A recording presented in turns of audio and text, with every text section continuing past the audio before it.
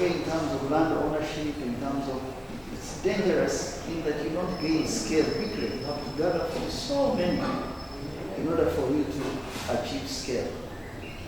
But when you sell in another market, you bring significant understanding of how do I attract investment in the very products I'm selling, how do I deal with standards. Every day we wake up, very few people know or even care that the food they're eating might have been sprayed with a particular herbicide. And when that product goes out to an international market, it is stress tested against others for standard. And the rigorous tests often find Ugandan products wanting. Now, how do you solve that issue? You shine the light on the standards. But even when you deal with markets in a very strategic way, you must have seen in our work, you study the market, you appoint a trade representative, where possible you set up a trade location so that you're present on that market. Even when you do that and fix the standard, it's not sufficient to give you good ground on the market. You must address the high cost of energy. I have run a factory for 9 years to produce milk. For all those 9 years, I've run it on a 460 kVA generator. Yet I have a power line passing over the factory. What that tells is that I can't compete with someone who pays 25 cents per kilowatt hour when I bring my milk to the market. So if you don't address power and energy, you don't address the road network, you don't address rail, you are in trouble because your cost of operation for your businesses is high. And you may think now we are represented, we have a big parliament, we have a big public service, but all the things really amount to not much if the economy is not exporting more than it imports. And it cannot export more than it imports unless you support businesses on reducing the unit cost of production. And that's what I'm engaged with, to try and negotiate by air, by land, by water, so that I can land a product competitively. But even when you do those three things, when your cost of money is very high, when someone from another country sees the market for these notebooks and they borrow at 1.5%, 2%, for you when you see the market for your Simpson, you borrow at 20%, there's a mismatch. You are using short-term money for long-term planning. Can't work. That's why interest rates in Uganda are very high. You borrow. So this factory will be done. Imagine my parents settled on land in 1963. I finished university in 94. I began investing on the farm in 1997. That's almost 30 years ago, 28 years ago. In 2014, we broke ground for taking milk from this small farm and others and turning it into basic things like yogurt, UHT. We're trying to find money for powder. How many years is that since the farm began from 1963? It's many years. My parents passed away, all of them, before they could see the plant. But the plant is running on a generator. It has not broken either. Because I need water, I need power, I need broadband in order for me to compete. If I go and borrow money as 20% to sell that milk in Kenya, how does that work out? Because the milk in Kenya has like a 20% margin on milk because they drink more milk than us, plus their culture. President Moi encouraged milk drinking for primary schools in the 1990s. So the population drinks more dairy products. For us, we produce cheaper, not cheaper, low cost, but transportation, logistics to get to that market, I need to compete with who? With Australia, with New Zealand, with France, because France owns a portion of the Kenya processing industry. They get money cheaper and they invest long term. You borrow money expensively, you're trying to invest long term, but you must pay it short term. That mismatch we've been trying to address it as PACIED by setting up a simple trade fund, an export fund, so that when you get an export order, whether it's pineapples or tomatoes or things as timber, you have the timber market for electric poles, you have market for roasted coffee. You take that order to this fund, they underwrite it at very low cost, they give you 6 months grace period so that you can begin to sell. Because our interest is get to 1,000 exporting SMEs. That's the only way we can create jobs. Our target is 1 million jobs. We think we can make this 1 million jobs if we do basic things as aggregate all the simsim grown in Lamu and Acholi. Have couple or one aggregation center where the product is collected and processed in situ. Whenever I collect more, then I attract processors. But if I have to bring 20 kilos, 30 kilos, even 1 ton after 2 months, how will the raw material be sufficient for a factory? You must have aggregation centers. And around these aggregation centers have power, energy, transportation infrastructure, so that you now can say, you people of China who consume a lot of simsim, a lot of soya, and who are having problems with the Western markets because of trade barriers, we can give you the product on condition that you add value here, that we give our farmers, our aggregators, crop finance, export finance. You take it from them, you squeeze that simsim and get some simsim oil, and we export oil as well as organic simsim. It's a marathon. It's a long-term plan, but we think that if I have 4 to 5 of those, because Northern Uganda, you can split it into 3 portions and say, you Western Nile, what can you focus on? If you are good at minerals, let us not have tobacco minerals. These, okay.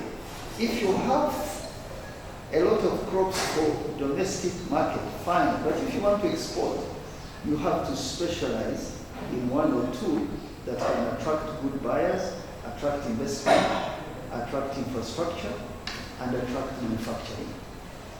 You, Gulu and Acholi, what can you focus on? Acholi sub-region. You, Lamu, what can you focus on? You, Bunyoro, you, Ankole, you, Uganda. We may have 145 districts, but we are really one. Our groups are known to each other, and our products are known. So if you have aggregation parks, you can drive manufacturing, you can drive exports. It is easier to make 1 million jobs. To do those things, you need stability. That's why an election is very important, who you choose. This election, I said, for me has, I think it has like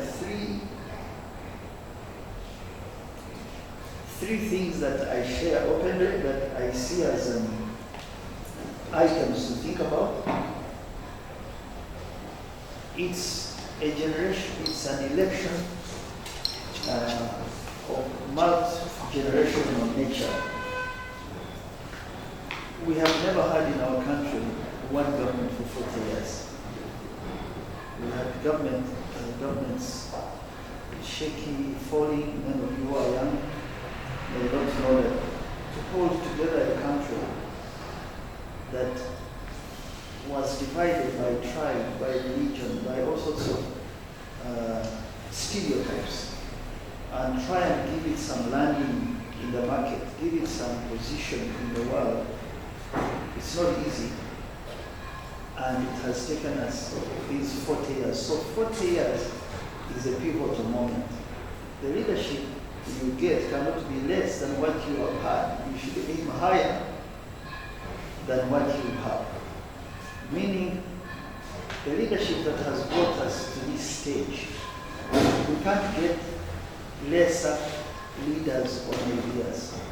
Now, I recognize that people are trying to make a living. All of us are trying to make a living, and we don't have time for thinking, time for ideas.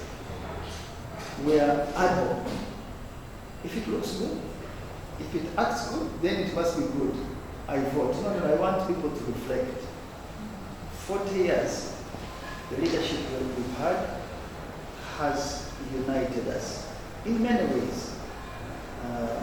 It's now 20 years next year since the insurgency ended in Northern Uganda. And for me that, I can only thank God and the people who, beyond just the physical fighting, had the mental stamina to reconcile, to speak directly to each other. The churches, the mosques, the cultural groups, the civil service, the elite, because an arm alone cannot win a war. You have to speak jointly about what matters. That Northern Uganda is one of our fastest growing regions now, especially Acholi. When you look at the absorption of PDM, it is one of the highest in the country. When you look at the large-scale farms, even if you have communal lands, it is one of the fastest growing. The leadership we have had thought through what needs to be done. And this pivotal moment for that leadership is to give it more push so that we can raise leaders of that and higher caliber. I hope I'm clear on that point, without naming names. The second one, it's a pivotal election in terms of the economy. This economy has grown outside oil and gas. We've grown on agriculture and services. Our manufacturing as a component of GDP has significantly, substantially grown. Not significant, it could be better. We have more manufacturing, more factories than we've ever had. We have more factories and commercial farms employing many more people than we've ever had. Commercial farms alone, commercial agriculture is like 3.6 million people employed. We have had the fastest urbanization, the fastest population growth. But the economy needs new ideas. We are making a transition in terms of rural, small-scale agriculture-based production to value addition. Everywhere you go around the country, someone is squeezing pineapple, or squeezing or drying something for sale or packing it. We can't fall back. It's very important for this economy to grow tenfold, and our work as PACIED has been to push exports as a way of growth. When you grow your exports, you export more than 50% of your GDP. That country will never go back. It means it's creating more jobs with suppliers, with transporters, with farmers. So, if this economy, once in 2027, it adds $10 to $15 billion worth of oil and gas, and this is just in money terms, not looking at sectoral gains that you have in manufacturing of plastics. Because plastics, you import them, but you can make plastics out of oil and gas.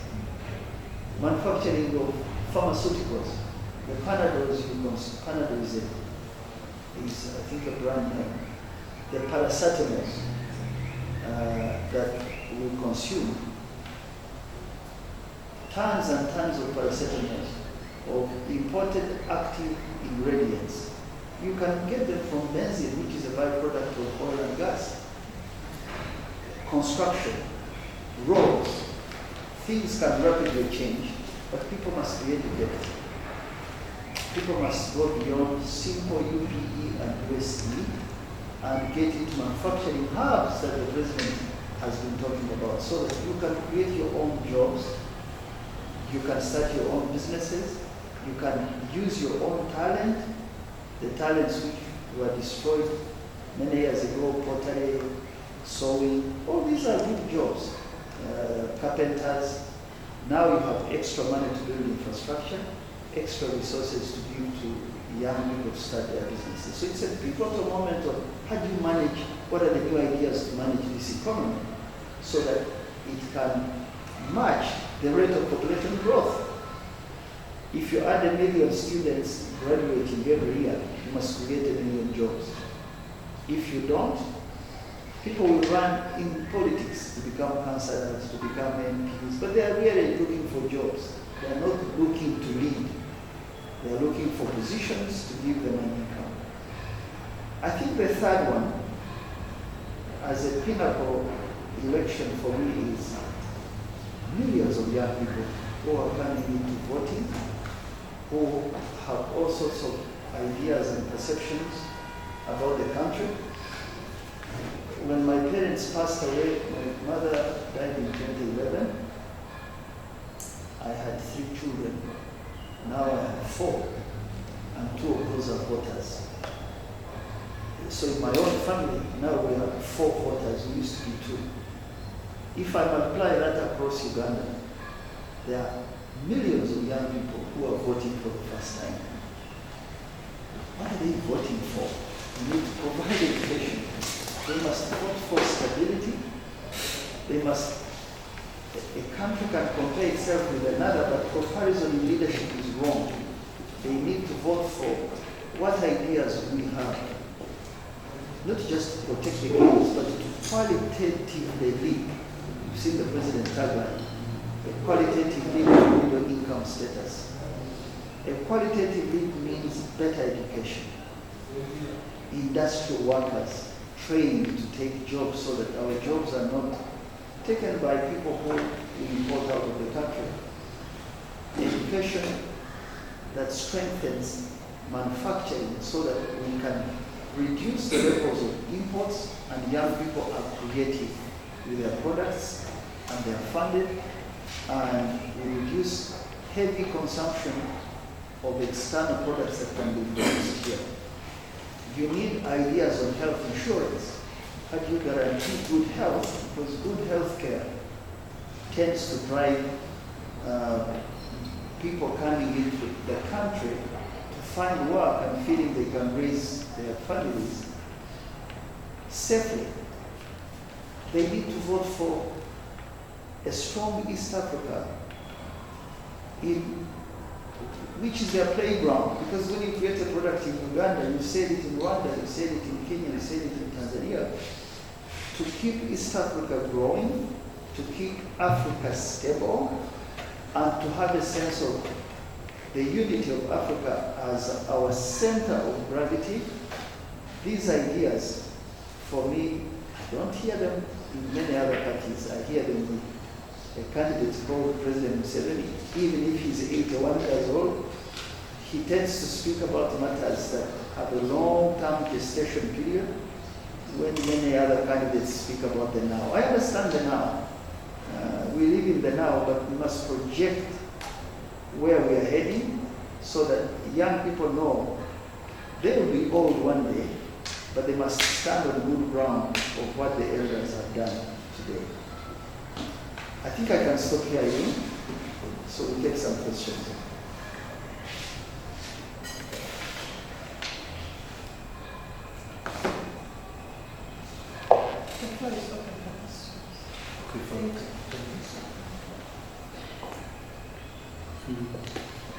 Thank you. My name is Christopher from Radio Mega. Based on what you bring us in regards to the coming elections, we have seen a number of youths, as you said, the number is growing up and will be more the previous elections that Uganda witnessed, other youths coming in. There has been a challenge, especially in the rural settings, where the youths lack the knowledge of what election is, if it matters or if it doesn't matter to them to vote. As the media, we have tried our part to make them know that you must vote, you must know that it's your right to vote. if you have to take it to the government, are we having a gap in civil education by the responsible body that should be given out to the youth and to the local community, because a number of people doesn't know where they should vote and where it's important to vote. Two, as the body that is responsible for the export and industrial development in the country, we understand election comes and goes, but can stabilize or destabilize. Where do we see the future of PACIED comes after the elections? Thank you. Okay. Shall we take two? Answer two? Yes. Thank you so much. I'm David from 95 FM in Kitgum. Second time we are meeting. First time we met in Budo, lighting up Acholi land. Yes. And I do appreciate God's blessing upon you in trying to help this country get to a level. So reading this, and I saw how the income as far as export is concerned, how it is going up. And I think we need more of that. My question is in respect to that.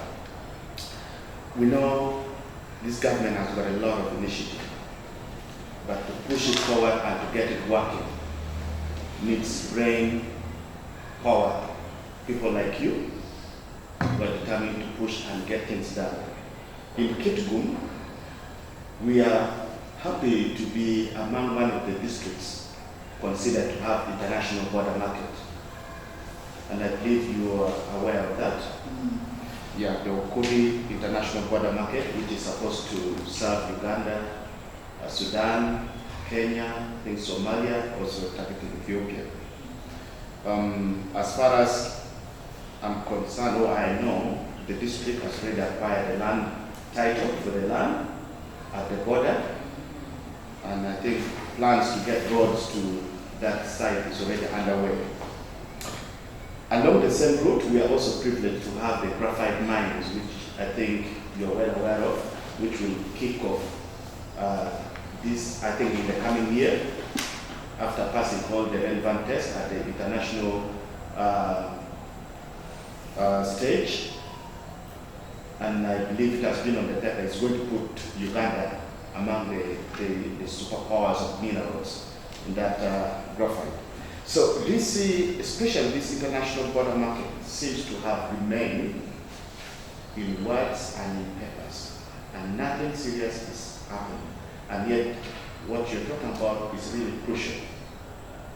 Beside the interior export or the water export that we do, we need to encourage more of this cross-border international markets. I don't know how this will fall with the PACIED, like Kitgum, because our people there, they learn of it, but up to now, there's nothing coming up about the international border market. So we'd love to know at least how that can play a part in this progress that you're making. Thank you. You're welcome. Let's start with the electoral awareness. I think that it is a responsibility of about two parties to create awareness. The government in power, with a commission responsible, an institution responsible for elections, needs to create basic awareness on when you vote, how you vote, but not always why you vote, because the ones who, so it's important that the Electoral Commission does its job. But political parties that participate in an election present their agenda and they mobilize people around particular ideas. Because people are not energized to vote because the Electoral Commission has said it. They are energized to vote because they want to bring change or they want to affirm what they have. So I think that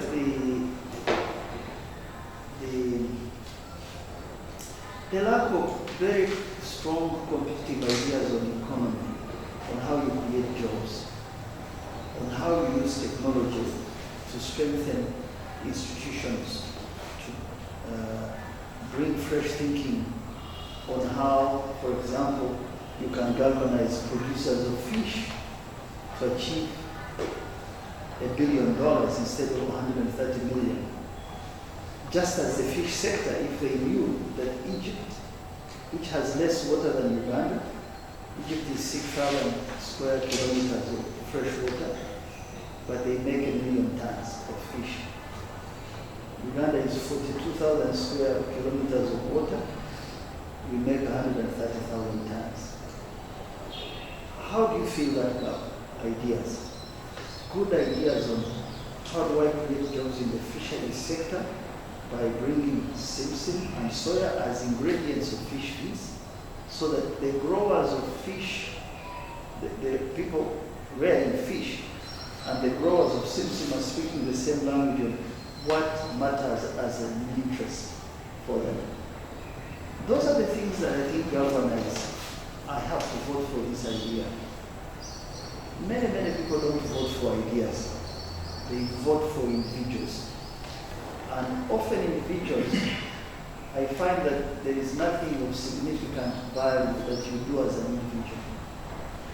Whether it's raising a family, you don't raise a family alone. If you raise it alone, you struggle. You struggle to get through, but if you are a partnership in a family or in a business or in a constituency or in a country, individuals galvanize around ideas. So my prayer is that we have political parties that compete on ideas. Institutions that say, if we are elected, whether we are in government or not, once elected, this is our platform to create jobs, to strengthen institutions, to ensure that markets are open, to make sure that our education matches the best in the world, to ensure that our health care is good. That's what attracts, in my opinion, many young people to vote.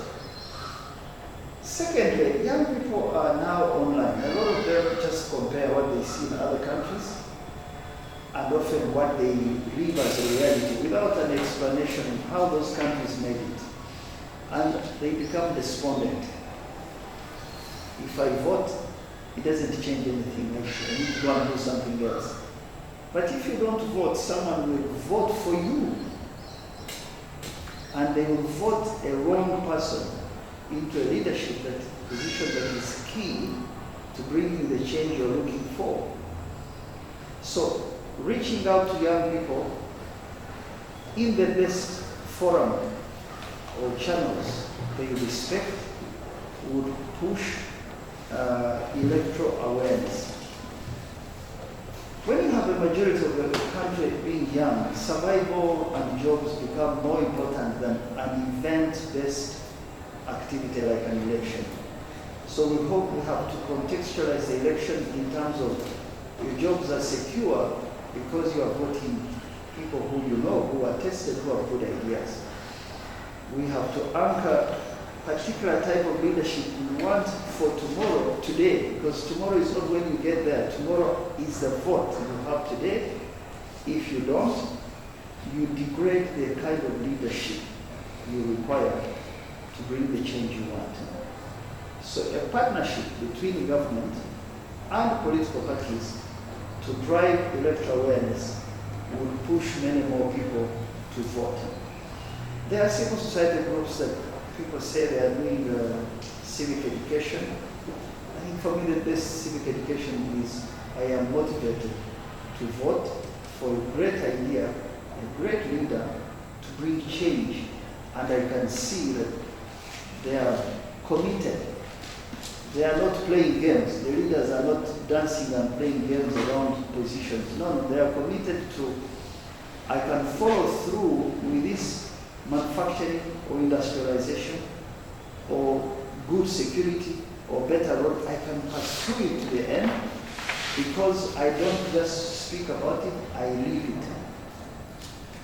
That's the best motivation. The rest is just awareness, is to go on radio and put announcements and say go and vote. If I am motivated to vote and protect what I like or to bring change, I will show up and vote. What's PACIED's future? So we began this as a test experiment. How do you increase the country's income? You can build its infrastructure and support businesses to grow. But you can also borrow. You can go and keep borrowing to grow the economy, but we know that borrowing, often not for investment, borrowing for consumption, does not do much. Plus, I don't know any country developed by IMF or World Bank. People have to work, save, industrialize, sell a product or a service, earn an income, invest money in the country. You can also grow the economy by making sure that the state and state enterprises own production, like what we used to do in the 80s and the 70s. We had one bank called Commercial Bank. It had 300,000 accounts by the time it was sold. Central Bank has 1.3 million subscribers, share depositors. You can use the private sector to incentivize it in the financial sector, in agriculture, in mining, to grow the economy, not just to have the state-centered type of production that we left. But some of us thought that there has to be a way we deal with the consumer who buys our coffee. Uganda is known for good coffees, but it's all green. We export 500,000 tons of coffee and import 40,000 metric tons of roasted coffee, largely from one or two companies in Europe. Who tells you that we cannot, first of all, add value on this product from the tree to the cup? But when we do, we cannot promote domestic consumption so that hotels and restaurants have machines that produce good coffee so that people are not just drinking water, beer, milk, important as they are.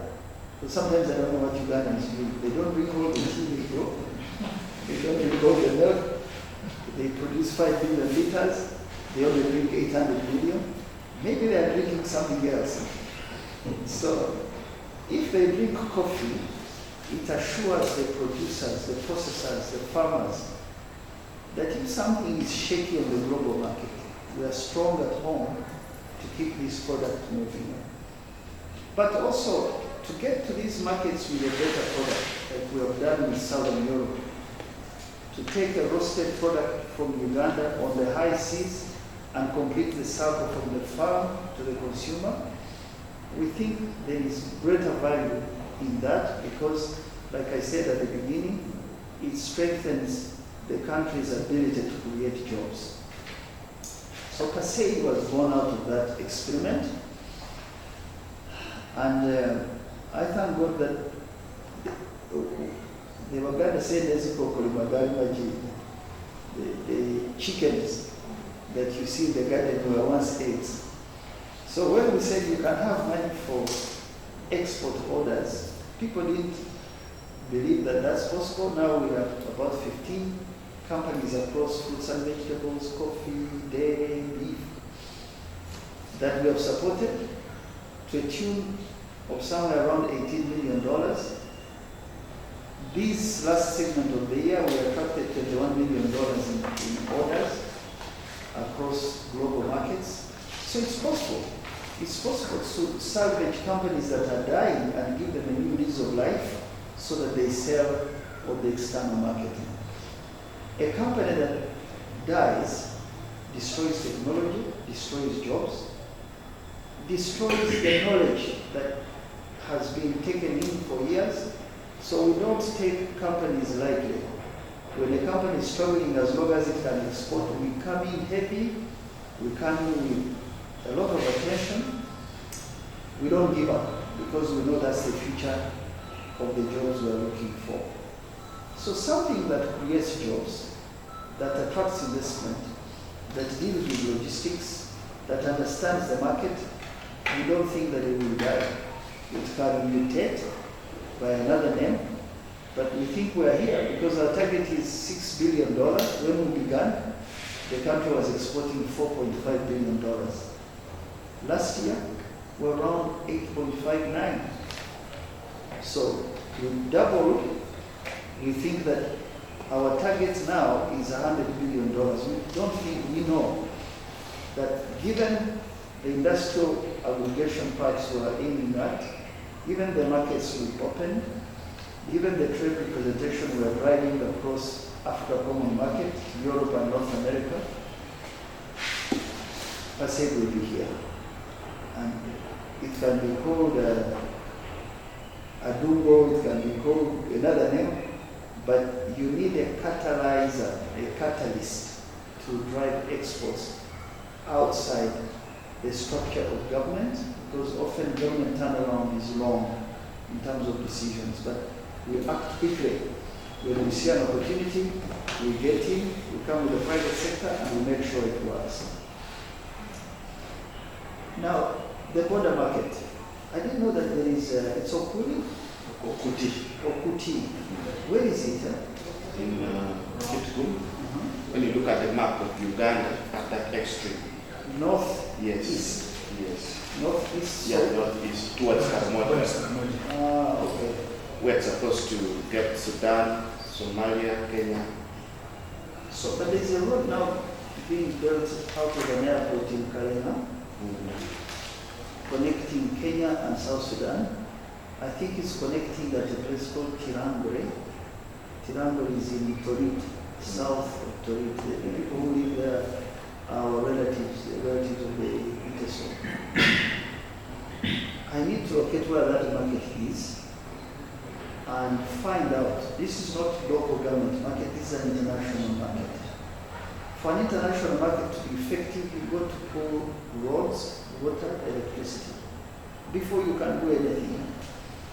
If that place is such that it gives us better aggregation capacity, the aggregation I was talking about, and it attracts part of the products from South Sudan. I know South Sudan grows simsim too. It's a map of Uganda. In Kitgum, it's around this area. So I want to take some details and ask more questions, because I'm hearing it for the first time. I know so when you go through Nimule and you take a right turn through Magi, you know that Magi connecting with the road that goes Kapweta in South Sudan. Yes. A lot of the insecurity issues, some of the neighboring issues have stopped growth there, but I didn't know there is another corner. Yes. Like you go towards Kidepo. So help me get the details of what was the strategic intent of this market. Who were the sponsors? Sponsors don't need to be government. Government can come as equity partners. If there is land. It was a government initiative because I think they selected some border districts. Okay. And it was placed. So it's like Conway. The border districts which were selected. Okay. And this one was. Can I take those details and see what infrastructure is there if we wanted to do an aggregation park that combines Acholi with South Sudan and portions that come from West Nile? I can find out. You spoke about graphite minerals. I think that the increasing capacity of the country to process its minerals is growing by leaps and bounds. So you have about 7 refineries for gold, but a lot of them concentrated around the interior and Kampala. So for me, my concern is what can you do with Northern Uganda, with West Nile as an example? Because West Nile is attractive for South Sudan and DRC, and under East African Common Market, there are things you could do in West Nile or Acholi that add value to these minerals, and investments in these would require tying them to manufacturers. Initially, they are buyers in China and America, but I'm not too excited about the buyers who don't bring value home. I need to understand the capacity they find it, graphite. I think this is one of the rare earth minerals. Yeah, it's used for manufacturing, I think, batteries. Yes. Small batteries. And the first sample that were already taken out was tested, and I think they It's really like lithium and cobalt. Yeah, yeah. For semiconductors, Yeah. for new end It is technologies. dark in color, like when you see this battery, this is dark thing, and they are just there on the surface. So they project it to be over 70 years. And there is no partner in that area, in Acholi, who partner meaning international partner on value add. No, none that you know. No, there's already one. Yeah, you said Glencore. Glencore. Yes. Yeah, they're the ones trying to. Glencore are buyers of raw commodities, raw minerals, often. But that's okay. We want to talk about international. Glencore, they will take out the commodity and add value outside. So the idea is to find out of the 100%, is there 20 or 15 or 30% left home? Because the president has put an administrative directive, no export of raw products. So I can find out too if I get some details. Maybe Chairman, still on Glencore with the graphite project. I was told by staff who works with the company that they were trying to procure land in Kadai district because it requires a constant power supply and water. So they want to find a land adjacent to river Chua so they can establish a processing facility. Good. In that area. Okay. To process graphite and combine it with other minerals and sell outside Uganda, because I don't think we have domestic consumption of these conjoined products. That's a good start. I want to find out how much of the value is left at home. I can check. Okay? Yes. Those who have been asked. Thank you, Chairman, and the entire team. Thank you for the opportunity. I'll have two questions which will center around market access and then access to credit. You mentioned it in your brief when you began that most of our communities suffer because they lack credit, and then you borrow little credit and you pay in the very long term.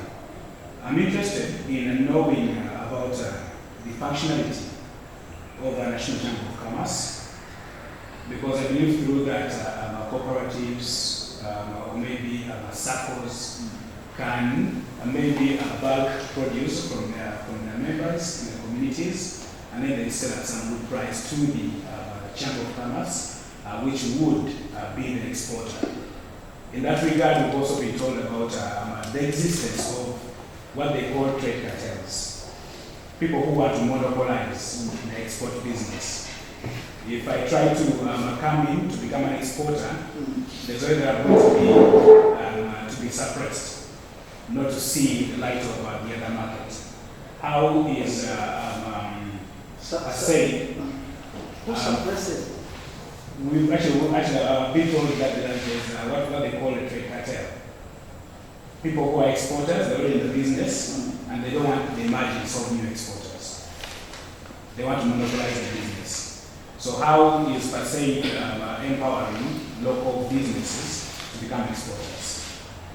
The second question on market access is from a report that I read just this morning, is that 50% of our farmers in Kivu district, they access the market through phone calls. That means if I maybe have my sesame, maybe a ton or two, I call someone who is in Lira to come over and buy from me, which will now be at a price that the other buyer will be able to dictate, but not me as a farmer, and of course with given conditions that may determine prices.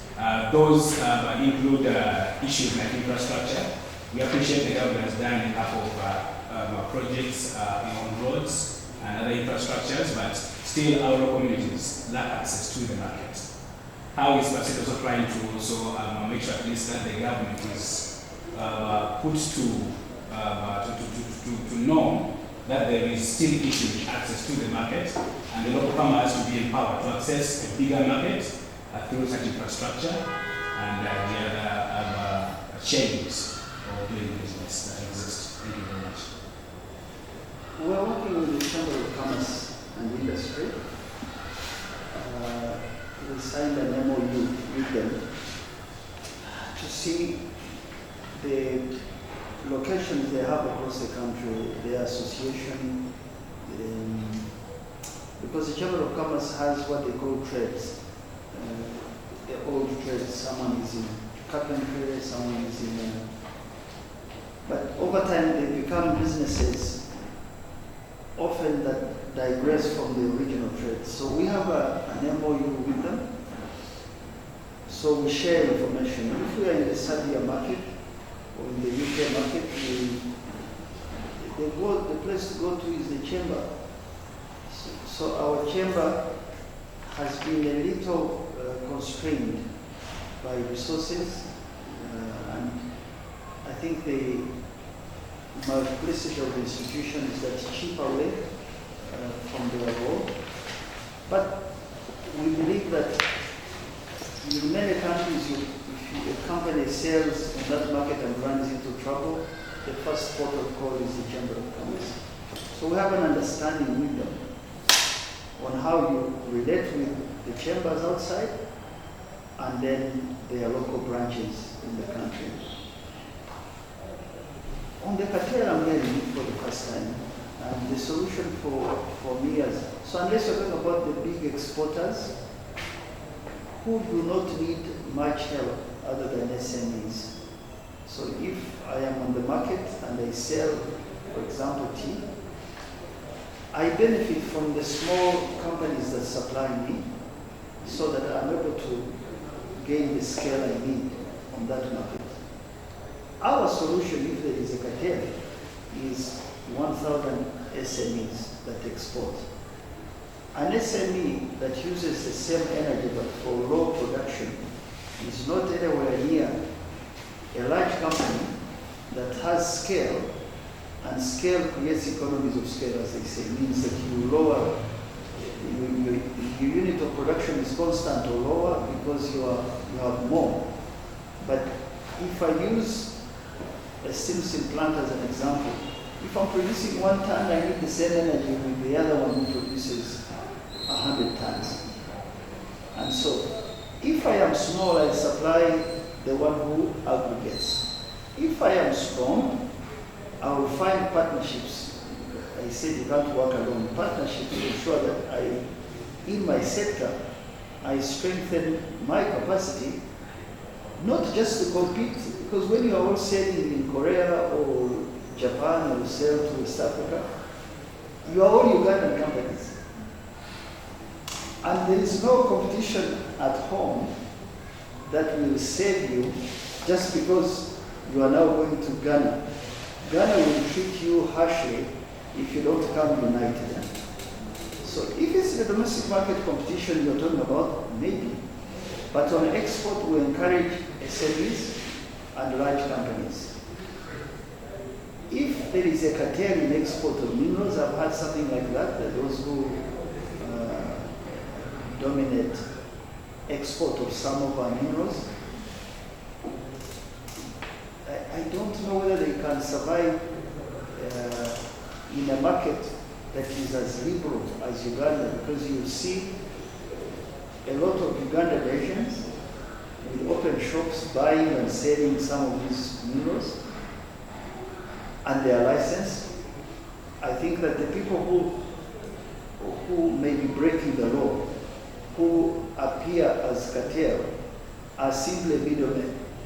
They are middlemen, they are not actual processors, they are processors of minerals. They are not aggregators, they are not in the light.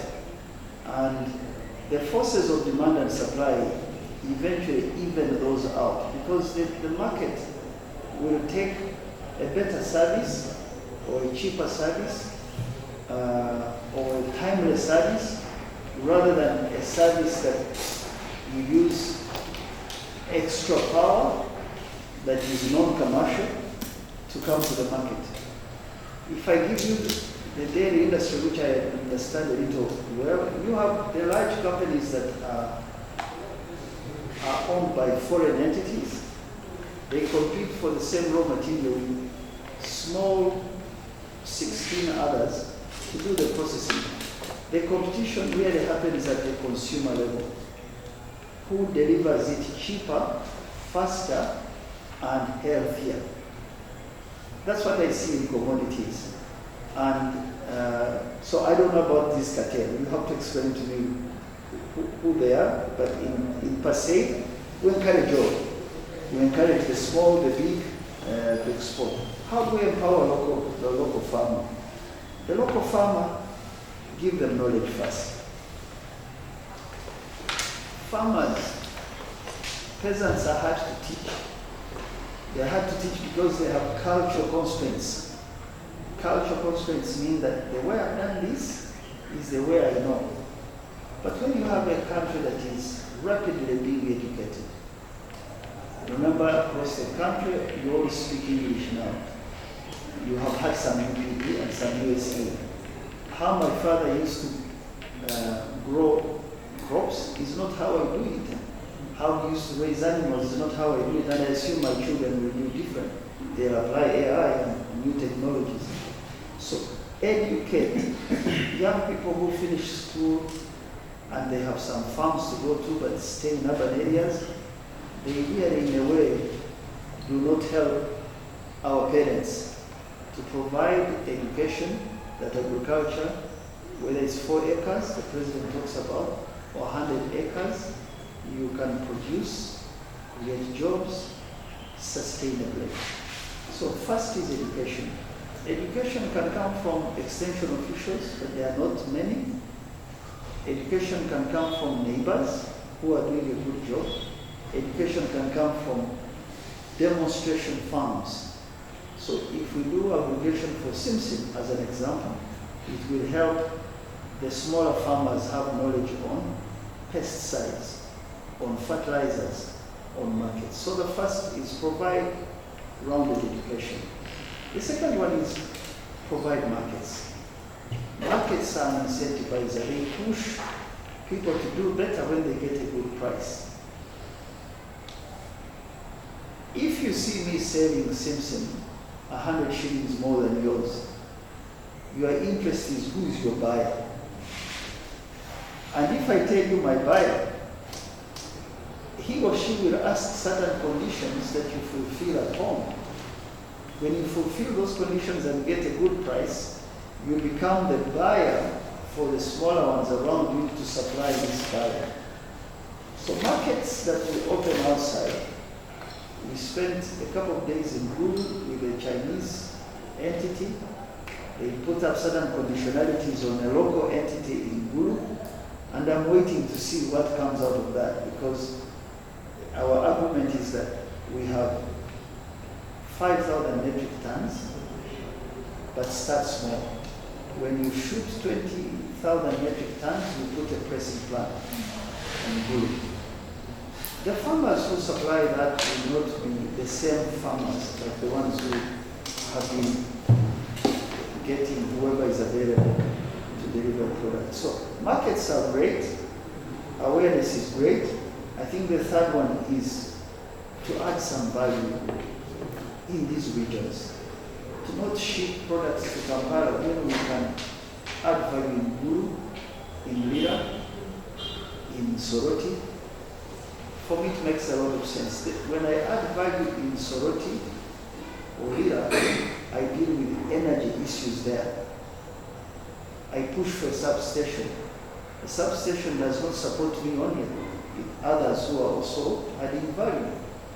But if I'm alone and I'm producing this one product alone, I will struggle because I don't have an ecosystem on skill, on technology, on machinery, on equipment, tractors.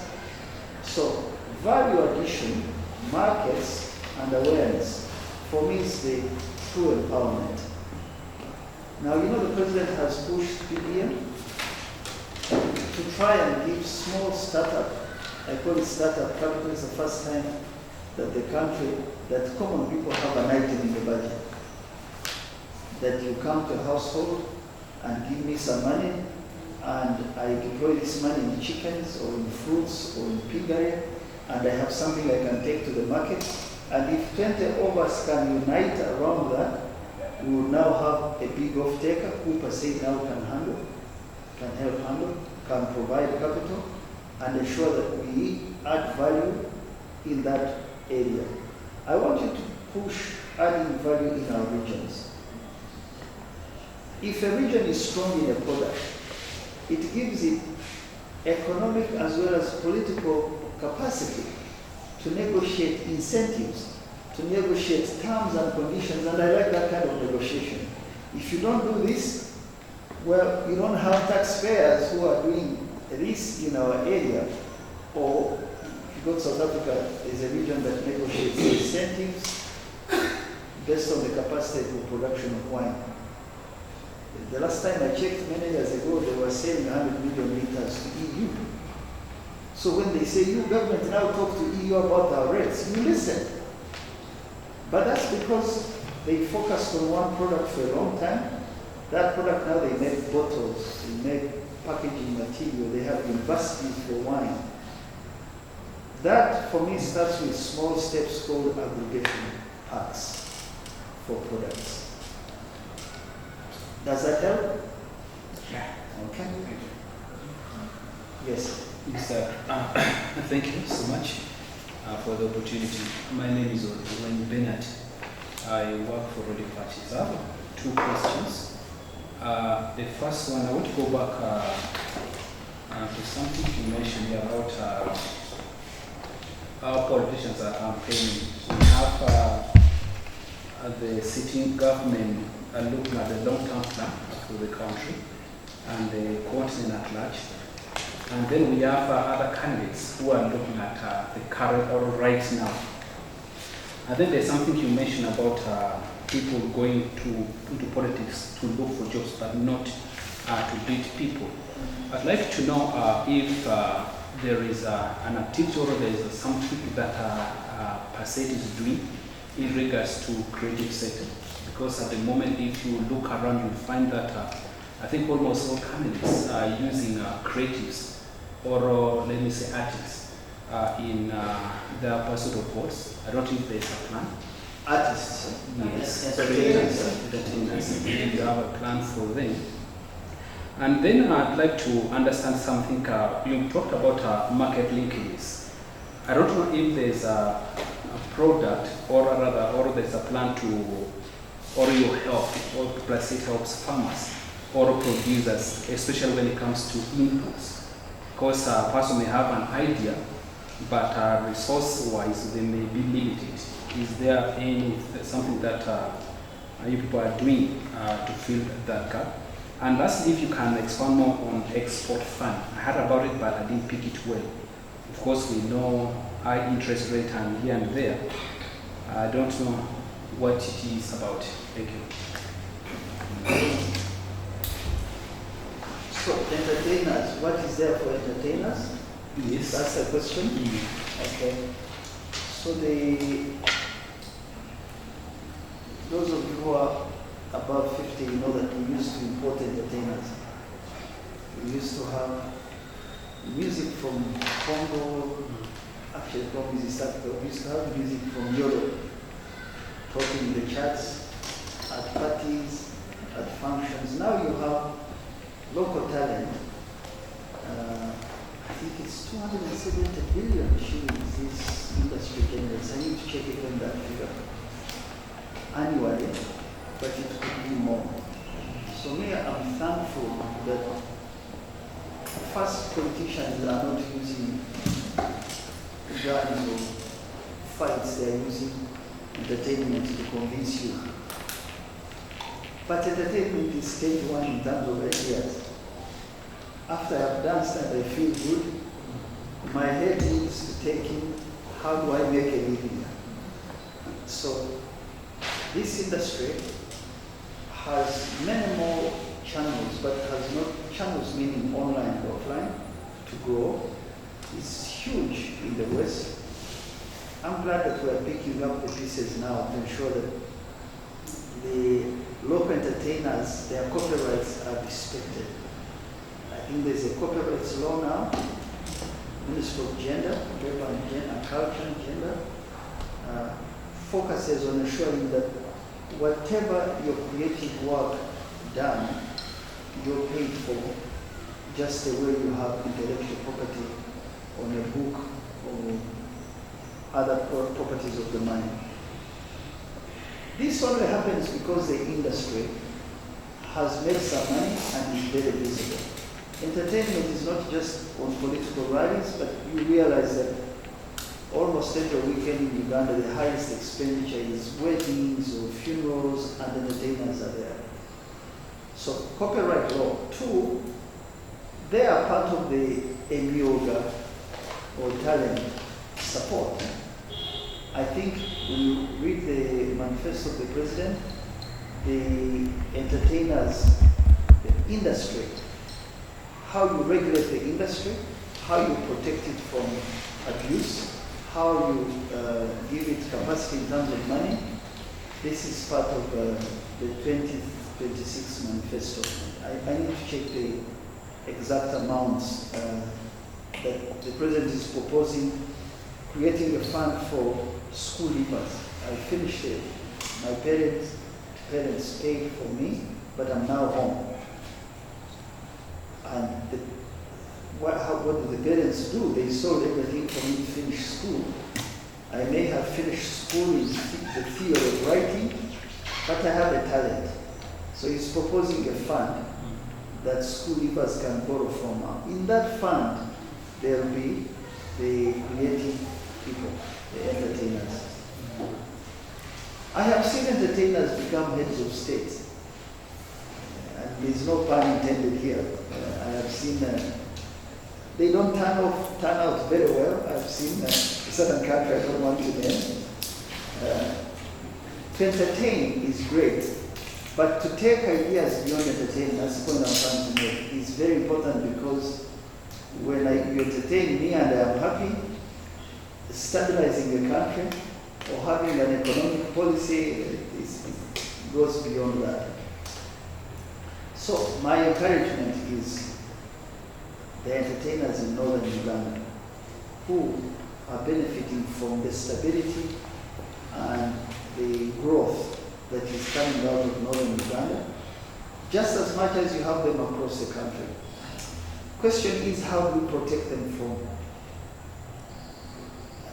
abuse? For example, unfair tax. If they haven't had entertainers being taxed, these are things we need to speak about. Entertainers, do they have an acting school, script writing schools, media training schools, so that entertainers are professional, not anybody jumping on the microphone and scripting whatever they like.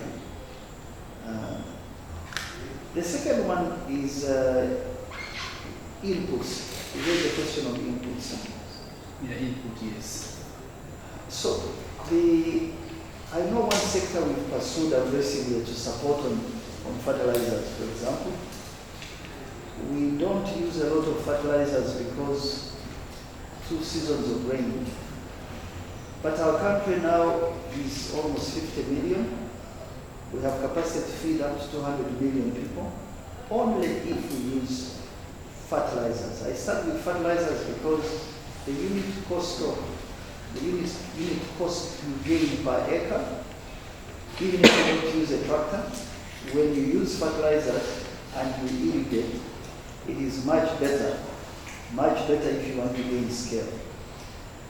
Our work is, if you have an order, let's say for export of tea, we will work with this exporting company on machinery and equipment. That machinery and equipment is available across the country, but often it's not aggregated to be put in good use. So support the company, but also support the sector. Where possible, we've helped on tea. Tea had struggled, the price had collapsed, poor quality issues. We worked with the tea sector, the Ministry of Agriculture, and several other players led by the President. And the tea sector got a certain figure now in the budget to provide fertilizers. What we do for tea can be done for coffee, can be done for sesame. But for me, I prefer to base it on where is the value creation. You don't just spread equipment and fertilizers across whoever wants, because all of us want. What's the return on this activity? I have an off-taker, I have an order, and my tea or my coffee is going to her who is doing roasting, who's doing value addition, who's exporting out of the country. So that we are specific where the support is going. Broadly, Uganda doesn't lack, we don't lack capacity to get fertilizers. It's just that we are so endowed that we don't think that there will be a day when we have less food because of climate change. But these things are coming. We see them regularly. So for me, inputs is to do with sector specific. We're in 13 sectors, and in those sectors there are many companies. We've started with 60 companies. We push the market side and look at the input side and work with the company and support it. Export fund. So you take, let me go back to the example of fish. The country's target is 1 million tons of fish. 1 million tons give you $2 billion from the current 130 million. For you to make 1 million tons of fish, you need soya, 600,000 metric tons of soya. Who is growing that kind of tonnage? Very few. To get to that level, we need parts of Kiandongo, parts of Bunyoro, parts of Acholi, parts of Lamu, to grow this sesame so that they can supply fish feed manufacturers. For you to make a ton of fish, you need 800,000 metric tons of maize. Now, if you have an order for fish and your suppliers of fish feed require, this goes back to the farm now, require aggregated farmers that supply these inputs, the export fund will come in because eventually down the road, this is an export. We even consider a low-cost community hotel. You are in a place where there are no rooms near a game park, and you can prove that with this small investment, you will attract 15 more guests that are paying an extra $500. That for us makes sense as an export of a service. So the fund charges very small amounts, about 5% on a dollar, but it's just simpler to say base it on exports, base it on good behavior, because a lot of the credit problems we have to do with behavior issues. We borrow and don't pay. That's why commercial banks ask for land titles, they ask for spousal consent, because they are not sure that when you take this money, you are going to utilize it for the purpose for which you borrowed it. So the fund does not focus a lot on collaterals. The fund focuses on, do you have an export order? Do you have good character and standing? Do you have an entity that is functioning? It may be functioning with a bit of difficulty, but so is life. When are we going to wait for, when you have no difficulty in borrow? We look at all those. It's independent from PACIED. when PACIED receives these, we send the customers to them. And I think in Northern Uganda they have supported a couple of people in Simpson. I need to check. I think in fruits and vegetables. And our target is that the next 5 years we can push to around 200 companies. 200 is the minimum. My maximum is the maximum. My best is 1,000 exporting farms. But in the next 5 years, if I can push 200 to 300, I'm closer to my target of the amounts of money we want to attract, of the companies supported by region and by sector, and of the jobs created. Just to add on to that, can say, for example, like some of us who now are privileged to get this information are interested in trying to walk the talk.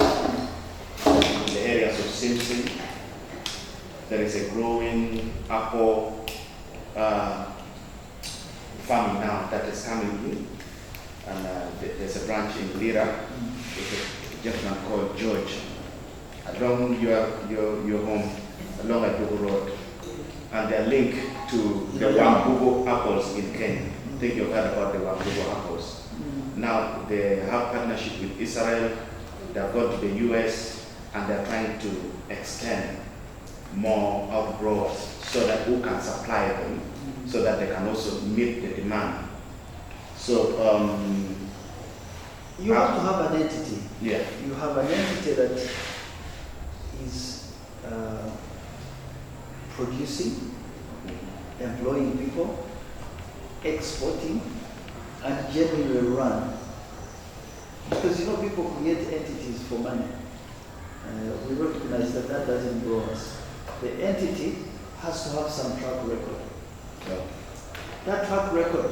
So it is not for starters. It is already those with track records and Startups are problematic to the extent that you have badly behaved owners. I can have a startup, I need 2 phones, but I have half a phone, and I'm credible to get to the target of the phones I require, just as an example. Those startups can be supported. For me, I encourage people to have groups, to work together. When you work together as apple producers, even if someone has a startup who's buying from all of you, that person has credibility of raw material supply. When that person is supported, he will reach out to other outgrowers. Okay? I think we need to go, yes. Yeah. Thank you very much, the chairman and my colleagues. I was in this area as Moses Olet. I work with Voice of Ghana. I just want to quickly touch on just 2 things. What he talked about, my colleague talked about entertainers, what is there for them and all that. I would want to say entertainers time and again. We sold them, and yes, we do sell them. We as the media have gotten a lot of support in recent times. But I think it's fair to say that the media or the journalists feel left behind. Just talk about coffee and oil, which is now the big thing being talked about everywhere. We have preached the gospel across the media channels that we have, and we already have so many coffee growers, like in Lano as I speak right now. And we who sell the ideas are not capable, because we have the ideas, we are giving out to give them out to them. We can maybe plow and then we can pay for seedlings. Is there a way? You as media? Yes. As individuals or as individuals? Okay. Yeah. I don't know whether there is a way that maybe in time a brand can put out something that can support the media. That is one thing that I just wanted to add on what he said. Another thing is, I want to bring to your attention that you must have heard or known already, you as an entrepreneur, that we have shea butter, which is a very big thing in Lamu, particularly in Tupe. There is a big worry that in time it's going to be normal, because we found the president because of the directive recently to stop people from cutting trees, but it has not solved entirely. Is there a way to preserve this species so that it does not disappear from Uganda? Because I believe it's not found in so many places. And what other way can be? It's normally processed by women groups and all that. It's not taken so much as a big thing, but it's an export for this country as well. How is the peasant farmer out there going to be supported or taught or sensitized about a way to maybe process this in a better way?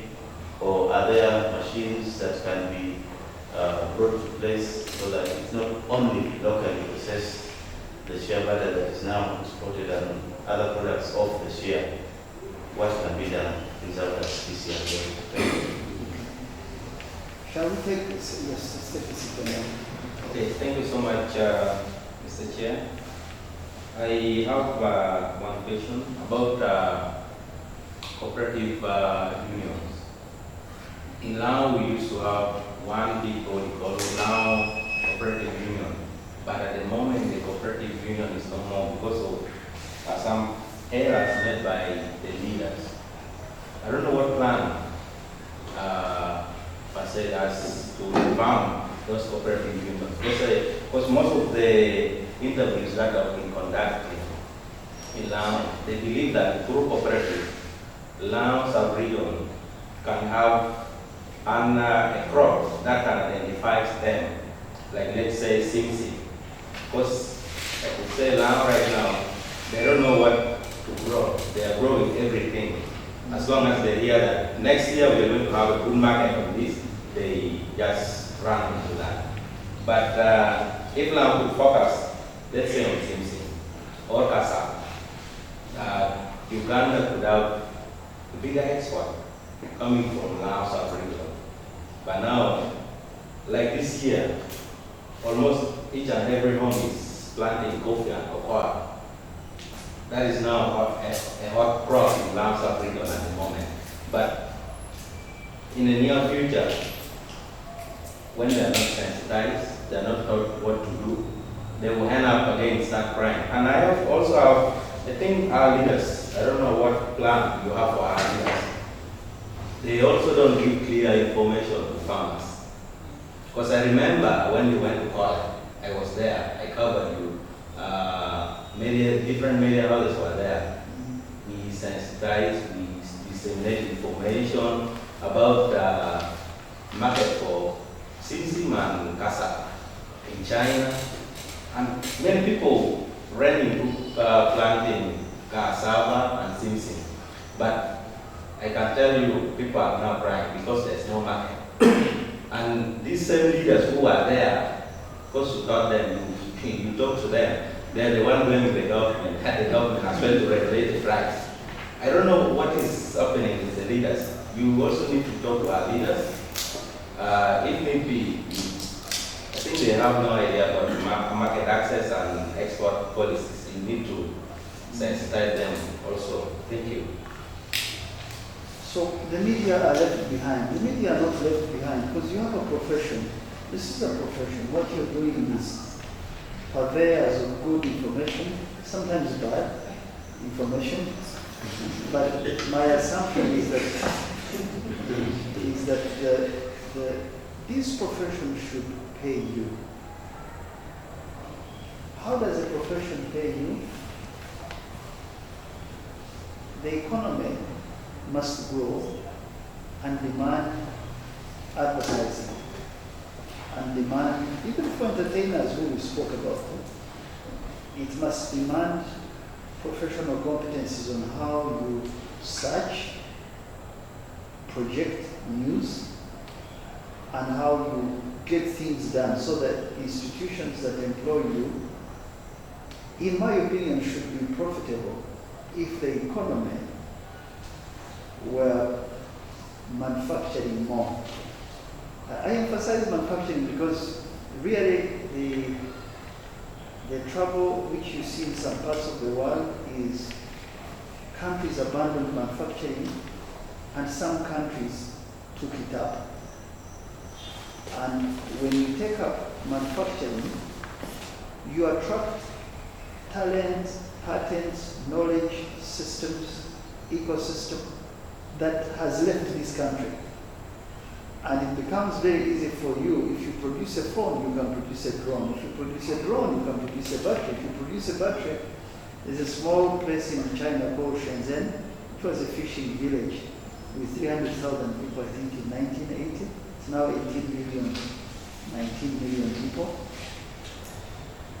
But there was a small, short leader, they call them in English community. He was like 1.5 meters. His name was Deng Xiaoping. But he was so knowledgeable. He tells you that leaders is not size, it's not strength, it's wisdom, it's knowledge of what needs to be done. So he didn't know how to move from centrally planned economy that Mao, who died in 1976, had pushed, but he wanted experiment. Like this experiment we're doing on PACIED. He said, I can't lift the whole Ministry of Trade and Agriculture and push them to export, but I can test. And if it works, I add. So he went to Shenzhen and they were fishing oysters. And he said, suppose we create a free zone here, just a small piece of land. And in this free zone, whatever you produce, there's no tax. Whatever you do, you can even do your Western habits, that we don't care. As long as you do some basic manufacturing. The first company he attracted was a Taiwanese company. Taiwan is part of China. Global politics say it differently. This company is called Foxconn. And Foxconn was assembling cell phones. And Foxconn put a campus of 500 acres and they began employing people, producing jobs. In about 10 years, one company was employing 300,000 people. But 300,000 people you don't employ the whole town, because that's the population of the town. It means people are coming, they are seeing change. This company, just one day, was consuming 70,000 liters of cooking oil. Now, you know, cooking oil is not self-farmed, it's coming from a farm. But the farmer has palm oil, so there is a processor. So the farmer, the processor, now they were consuming, I think, 40 metric tons of pork every day. Making cell phones is not producing pork. There is a person. Sorry if there is someone here who does not. Okay. Then, suddenly, another company producing 20 tons per day of grain, wheat. This is just one factory.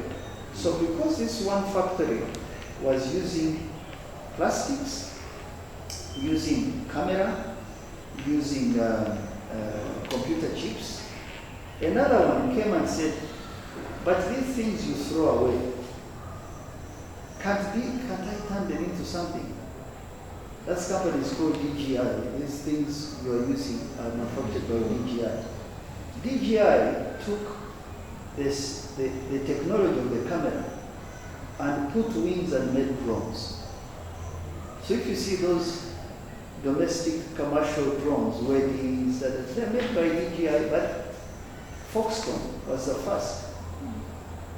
Now, when DGI and Foxconn came together, another company said, its name is UID. They were making batteries for cars. They said, You use rare earth minerals, lithium, cobalt, but we need some of these elements for the batteries. BYD now is the largest electric vehicle in the world, bigger than the one of Elon Musk. What is it called? Tesla. Bigger than Tesla. When these three got together, a retired army officer who had set up a cell phone company called Huawei, he said, but I need the same technology to make switching gear for towers. That campus, when I last checked, was employing 1 million people, one company, 1 million people. When I was telling you the food they were eating, there was 300,000. How much food are they eating today? So when you go to Shenzhen, they are floating electrical engineers. The highest concentration of engineers per capita is that. So now if you're an American company, if America is a trade war with China, you have to produce from here. But it started with an idea. I hope you understand the power of ideas. It can't just be, I am in government or I want to get into government. Leadership is not size. Leadership is thoughts. And how profound you see your country, you see your region. I like Okuti, you call it Okuti? Okuti, yeah. To hear that someone is thinking of what can be done there. Political power that is not backed by thinking is empty. The NRM, now I'm just being really emphatic, it took one man to say, but we can fight and also talk, and also deal with the economy, and also demonstrate behavior. It's not as if you are a saint, but you're saying, please, what matters? What matters is stability. There are many people who understood that across the country, kept coming on, coming on, coming on, coming on. Now we've reached a stage where whatever expands often gets diluted. I'm being very frank with you as media people because there's a time we were credible when we were few. Now we are many, but we don't seem to shift much. What has happened is that when something expands, you need to keep it with teaching. That's why churches and mosques exist. They are not buildings. No. There are places where you repair souls. There are also places where you learn doctrine. Now, where is the doctrine for some of our organizations? Where do they do this teaching on leadership, on economy, on policy making? I can be a headmaster, and next time an MP, and next time a minister, all in just 6 months. And it's a lot to take in for me to be able to understand what are priorities here. I may disagree with him, but this table is necessary for all of us to keep it, but also add the second, add the third, add the fourth. So, I went off the question of how do we benefit as media. First, your profession should be able to significantly satisfy you if the economy is growing, if our speech, our conversations are constructive. Constructive does not mean agreement. Unity does not mean unanimity. I hope you understand the meaning of these words. Unity does not mean uniformity. I haven't seen her in a long, long time, but there is a semblance of understanding that she knows how we think and how we see the world. And I understand, using as an example, I understand how she see the world. It doesn't mean she's good. It doesn't mean I am bad. But there are basic fundamentals in leading sectors, whether they're economic sectors or political sectors or political parties or institutions of government, that you require to be satisfied there. Then now you say, okay, now that this profession is not giving me enough, can we unite around a product? Because we have made government support, I have to tell you, is individualized. very difficult for a government to reach each person. That's why PDM is really powerful. 1 million shillings delivered to someone who has never held it may be difficult, but some 40% out of 100 will get it done. When they get it done, then others can learn from them. But you can imagine me giving you 1 billion to start a business. Yes, it can, but you already probably earned that. So, if you can tell me that for us in Acholi or London, as a media group, we have a circle. And in this circle, our focus is apples, or chickens, or eggs, and we have leadership, and we have management. We can still do what we do, but so I do this work. If I tell you what I'm paid here and what I was earning in my businesses, it's incomparable. But I'm here because this is a cause. I cannot go sell milk, do this, and then I see that the fundamental structures of society are fragile, and no business can survive in this fragility.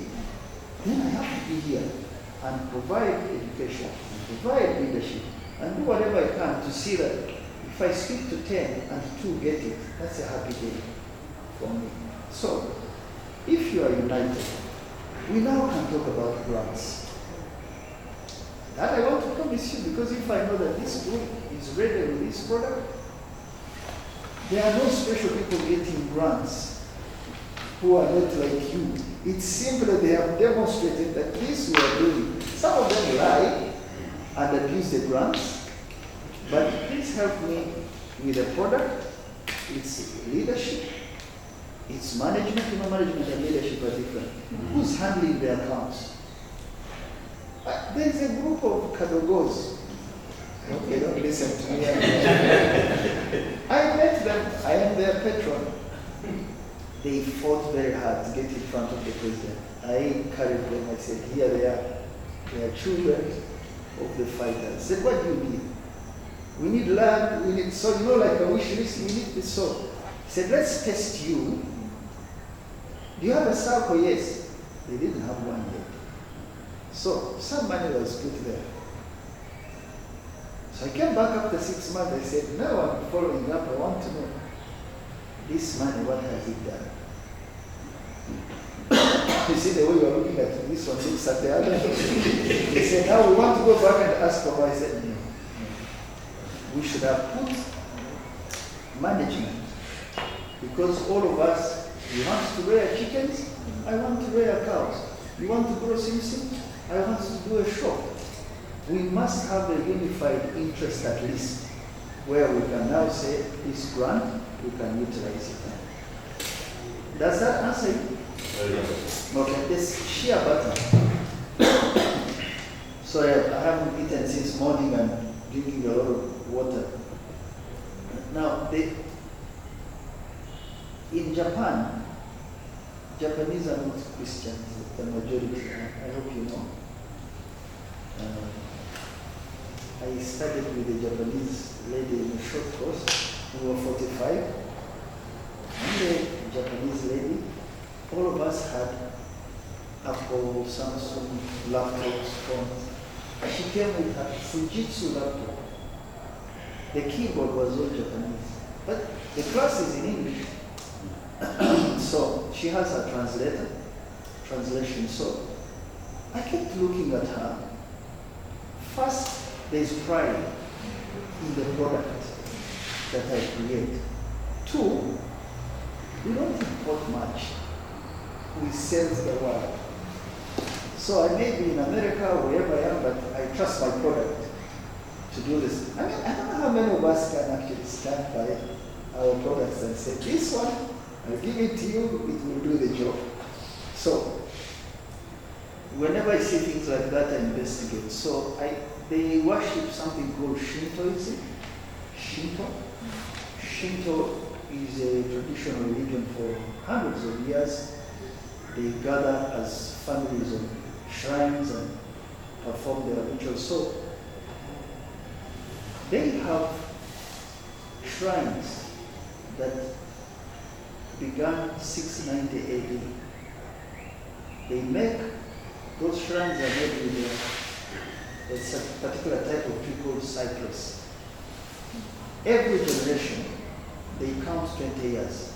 They don't put concrete, they don't put nails, they do it with their hands. And they decide that they have a business plan to keep their shrines 200 years. So they plant trees so they don't import that tree.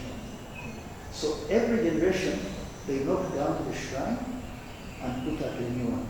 Every generation for them is 20 years. How many of us are doing plans to keep our shea butter trees for 200 years? We are asking for help from EU, from please help us protect it. No, it starts with us as leaders. As household I leaders. kept doing my compound. So to preserve shea butter, I use the extreme example of Japan, but what I'm trying to tell you is that you don't know what a cypress tree looks like, but they know it. They know it for their religious activities. How about you, who knows that this is a product for export, for domestic consumption, but we are cutting it for charcoal and other things? The way to protect shea butter first is to improve incomes and awareness. People don't know. If I don't know, and you tell me that what is in that bottle is water, but I find it is waraji, I can be on waraji and get drunk and think life is about warajis in bottles.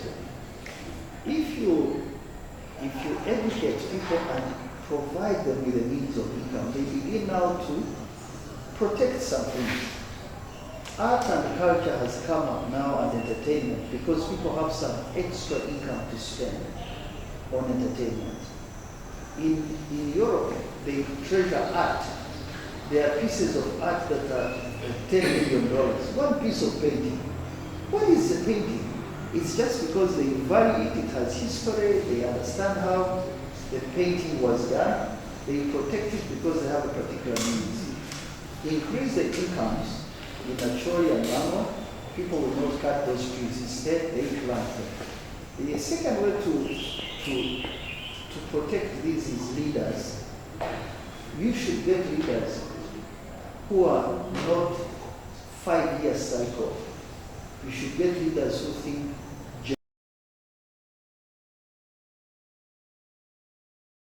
generation. What can this community be in 20 years? Whether I am a leader or not. What means and capabilities means skills, can I leave them with so that even if I'm not here, I am sure that my own children will flourish in this community. But if you find that we are removing our own children out of our communities and raise them differently, we come in these communities, there's no problem for a child to go to study in Nairobi.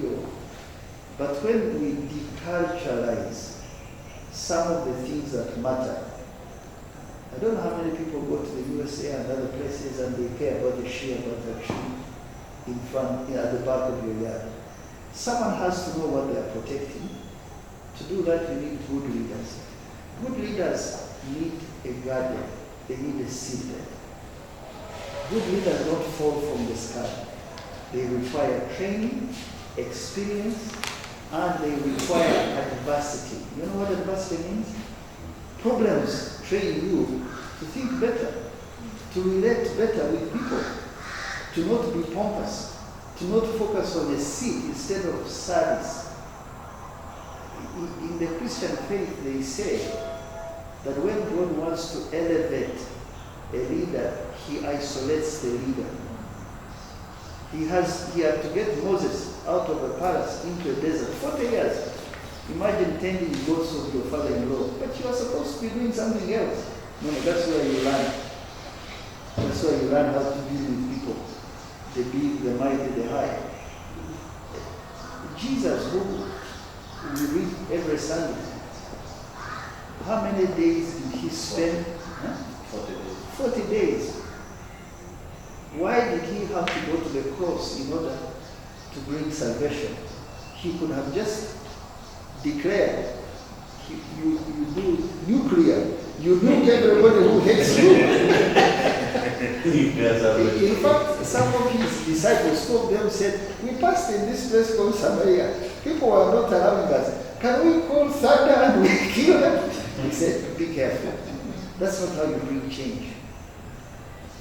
So for me, when I see some people in NRM arrogant, I'm now really talking home as the party. When I know that the people, so if you go to Doko, who was the first person to really come to NRM, who remembers the MP from Doko?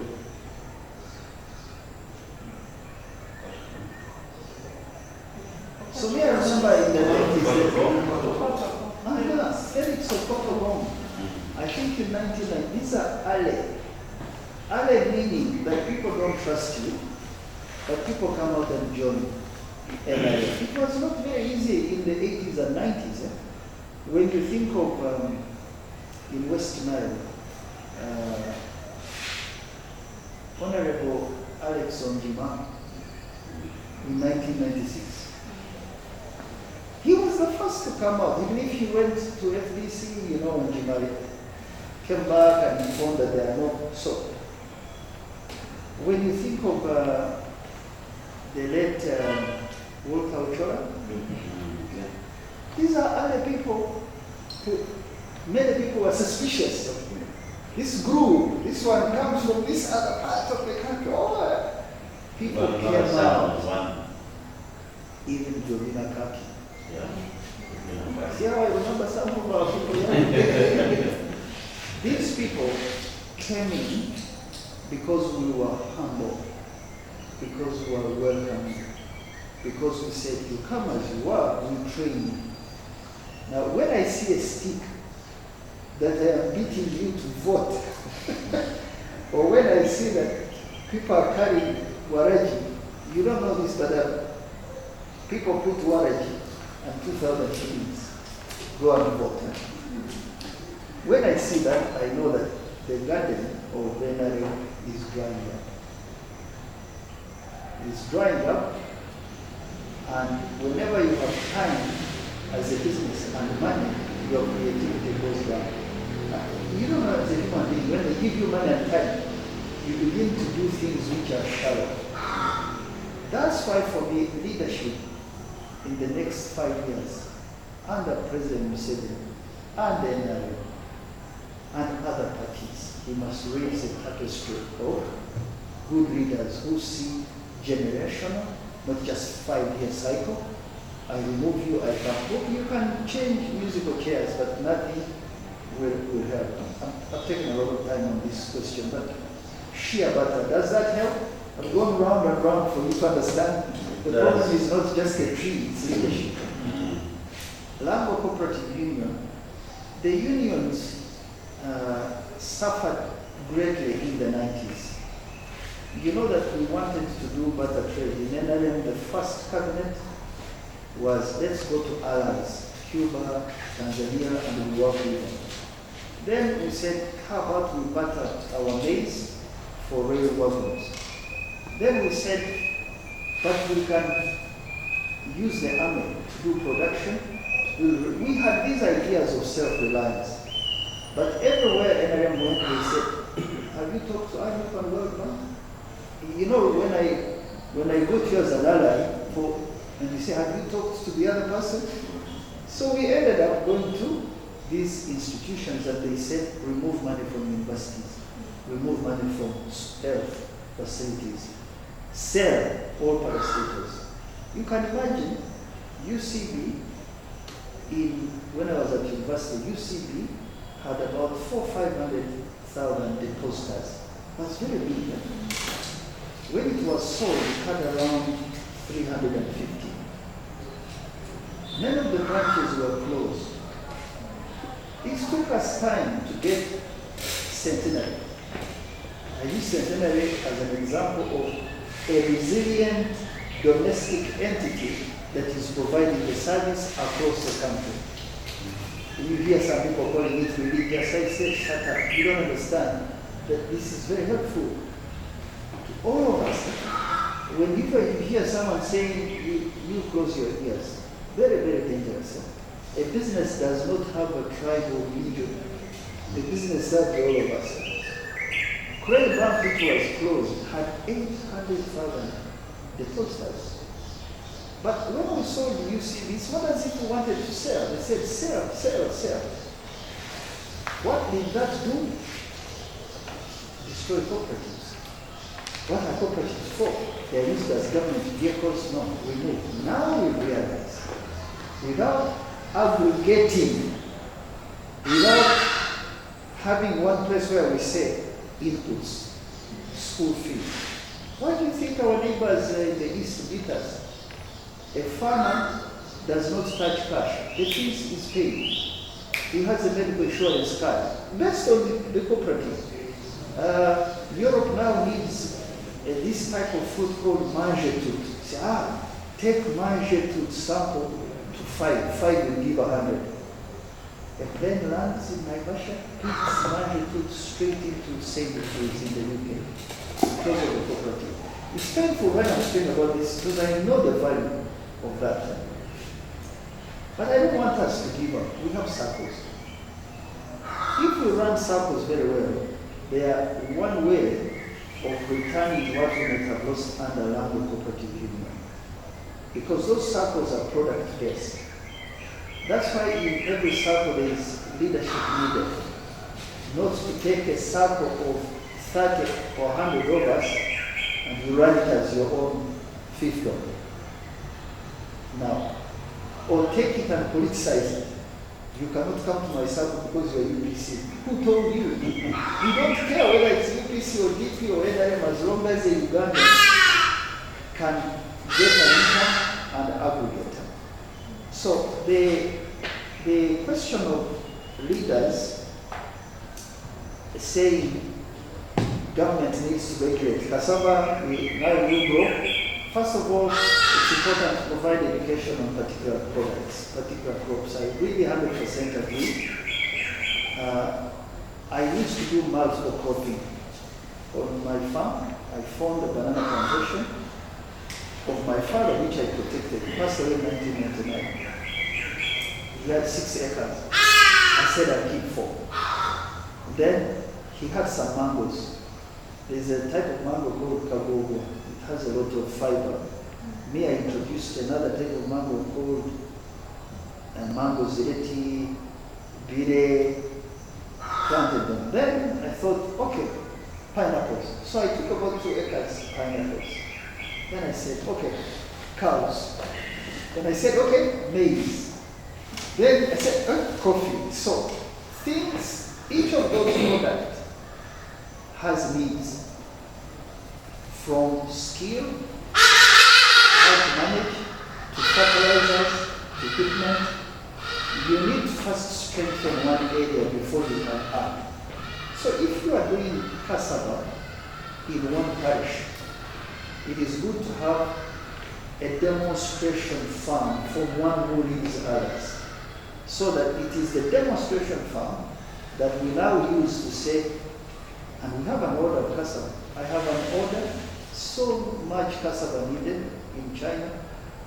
Before we broke for Christmas, we had an order for groundnuts. We have orders for Simpson. But organization, which is a hinge on which the door turns, is lacking in these sectors. So for me, the bridge between the market and the product is not enough to say I have cassava. It's not enough to say I have Simpson. What type of cassava, how much, and what quality, and how can you sustain cassava orders over 12 months? So if I give you an order and I stock Spanish cassava or Peru, I rely on you to give it to me. If you give it to me 2 months and disappear, or start to give me the one which has green and brown, you have not lost the market of cassava, you've lost the country's reputation. So So I want, when we finish these elections, to work with you as media to say, let's do product-based training, but also let's talk about leadership. Let's also talk about these things we take for granted called leaders. If you allow bad leaders to occupy places, it's hard to remove them. Very, very difficult. Now, there is a difference between a deterrence to stop something from happening. There is something called punishment. Punishments in young societies are difficult to mete out. When someone steals government money and I come to punish him or her, now I have voices that are religious and tribal to try and stop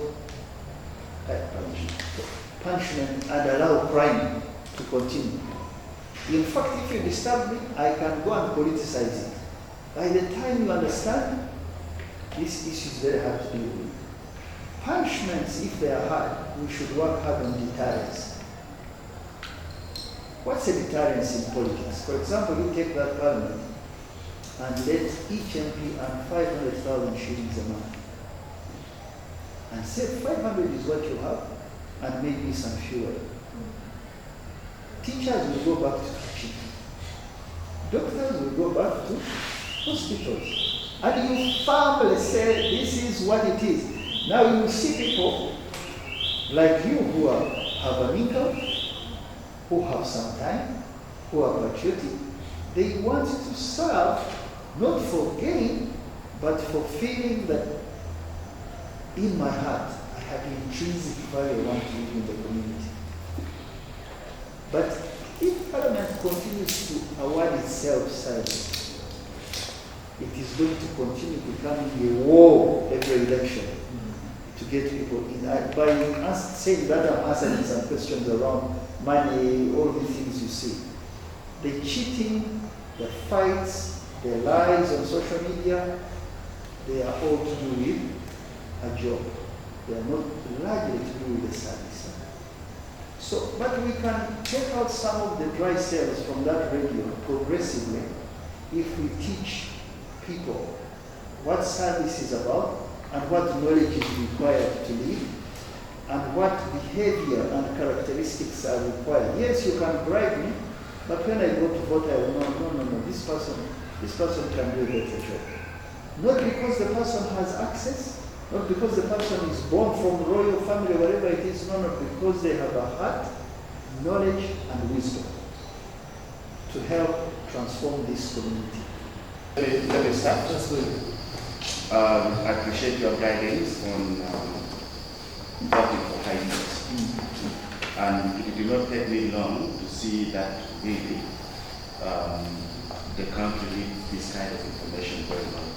When you look around the media houses, that the civic education really is as failed.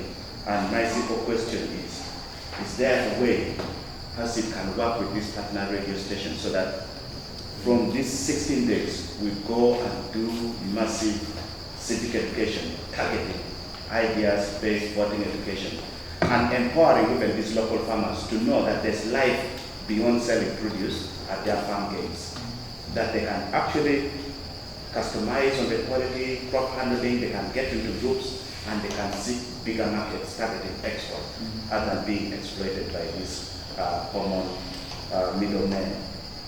We can do that. She can be our leader, mobilize all this, and from the word go, within these 16 days, we will get the results. Thank you. Thank you. I will go directly to you. We have seen a number of people dealing in grains coming to Parliament seeking for ban on unprocessed grains exports. We have a number of farmers in Acholi sub-region, especially in Nwea, foreign farmers who are dealing in grains and they export the raw grains, non-processed. If you couple with what I attended before, the partnership where you and Mr. Joken are looking into for the same thing to meet the targets. Where does this leave PACIED in dealing with the non-processed and processed grains? Now, this will bring to the second question is, We are looking for Simpson to meet the target of 220 tons, but the farmers do not have the storage facilities. The storage facilities established in the region were under ADCP, Ministry of Agriculture, but at the moment have been taken over by OWC, pioneered in Amuro and Agago. Where will these farmers have the stores to store the grains, especially like the Simpson before? The ready market is there for export.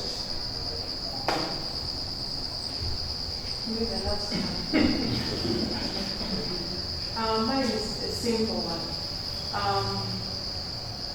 How is PACIED helping in the area of tourism, innovation, exporting Uganda's tourism abroad?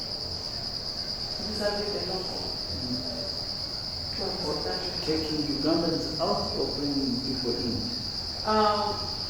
Most The Ugandans always want to go out. So. Yes, Ugandans want to go. Exporting, like exporting goat hides, exporting Culture products. yes, cultural products. Yes, that's what I'm saying. The local ones that we make. So let's start with this question of 16 days. I love the 16 days, but it's a sprint. You know sprinting? You know 200, there's 200 meter hurdles, then the 400. I want you to know that this, why I was thanking you for coming and waiting, and I was tired coming from other things. The reason I was thanking you is that you need to know you are in the business of not radio stations. You are in the business of mindset shift. Me, I don't call it change, shift. When I can shift your understanding, then we become collaborators for what really matters. Now, the colors, the other things that divide just go down. Therefore, people who are in the business of mindset shift, they are marathoners. They are not sprinters. You know, if they get you from nowhere and say sprint 200 meters, you will collapse. You will crash. Marathon, you breathe in, you keep your pace as long as you hit the 26th kilometer. So I want us to start where we are. Let us structure some sort of collaboration on information about anything to do with production. So what are markets asking and what does the region provide? So if it is cassava, we have people here who have orders, but they don't know who to talk to, and whenever they find who to talk to, it's not enough. But journalists, there is a way information is gathered in a different. You get to hear what you call nuances, things that you don't see on the table. So we can structure a communication collaboration on mindset shift, so that teaching, mentorship, there's another level as we have not told you about. We go search for people who have served, retired, and nobody knows where they are. And we give them one day with the president and an award and say thank you for what you did. You find someone forgotten completely. I think the last one we did in Northern Uganda, who among the list we have this year. Anyway, that segment, we need verifiable candidates. I am in Lamo, I know that this person will speak. You can hear in my language, Amorata, we call it Kamaratai. Because we live there. My grandfather had a ferry. From a place, I actually want to come and visit Lamo and look for these places. He had a ferry in 1949. Who are the partners? No tribe, no religion. People who understood that you can take a ferry from here and cross to Serere. think it was today, on the other side of Teso. And what was the place called where they, is it Muntu? You have a place called Muntu? Yes. Yes. The ferry was taking 40 people per ship. He sold his shares to come and grow cotton and coffee in Uganda before settling in Barara. We are connected at the hip in a way, but nobody tells us these stories. If someone can start a ferry in 1949, what can the journalist of today, with all the infrastructure, not do, either as a circle or knowledge to pass on to people who can change? So my question to you is, me, I like people who have ideas before I can know who they are. Now, ideas are nothing if there is no management and leadership to execute. Execution is tiresome. Why are we not teaching in the movement? Because it's tiresome. People, you can teach. It's not easy. The teacher has to be switched on. And teaching for me is such a powerful tool because I'm biased. I went to all the schools that had no textbooks, no labs. In my primary school, I am the first to take a computer. They have not switched on the computer again. They took the children out. Without textbooks, how do you pass? I sat at the foot of teachers. And teachers were everything I had. Passed P7, eventually ended in university. So if a child of a peasant can learn from a teacher, what can teaching not change in terms of leadership? But it's tiresome. And people answer teaching with get the money and get out of here. Here, leave me, I don't have the time. Plus, I don't even have how to teach you. All I want is this thing. Give me this thing, then we'll be happy. Well, so if you like ideas, let us start a collaboration. Let us have some terms of reference and tasks. And in these 16 days, let us do what we can. But 16, the election is over. What happens in 5 years? Can we plan for that? What happens in 10 years? Short term, What kind of number do you medium, see short, long term. in 2045? How should it look like? What kind of social structures should we set up to guarantee stability, no relapsing into danger? What kind of leadership should we cultivate for 2045 is how long away? Isn't it like 15 years? Nothing. Nothing. You will see, we were in 1996, now look where we are. So these ideas, let's have time, again with you, once you have the structure. I don't want to be simplistic. That structure must have some income. Because without some sort of where you started with, journalists are left out. If I have some chickens, who do I give them to? Who will look after them on behalf of others? You see where things get stuck? Say, give them to me, let them go and work. So I am open. Let Jen, our team, let's structure this. Export of raw grains. Why? Why are we exporting raw grains? You know, we want all sesame processed here. Excuse me, before you go there. Under the Civic Education Act, targeting the youth, who are the majority of the voters, as I was asking that, is there a project yes, that we can do with PACIED, some guided areas and communication that as radio station can go and implement to help reach out to the youth, open up their mind that we are going to a voting session, get to know this. The peace we are enjoying is very paramount. You need to know this. Look at for ideas. Look at someone who can. Don't just don't be influenced by 100%. Yes. Yeah, and I believe we can do that. How is the fish project of James doing in Oya? It's doing well. This is just an example in the room. Yeah. How much fish Is he producing? hatching now is hatching like 500 daily. 500 Yes. fish, fingerlings. Yes, fingerlings.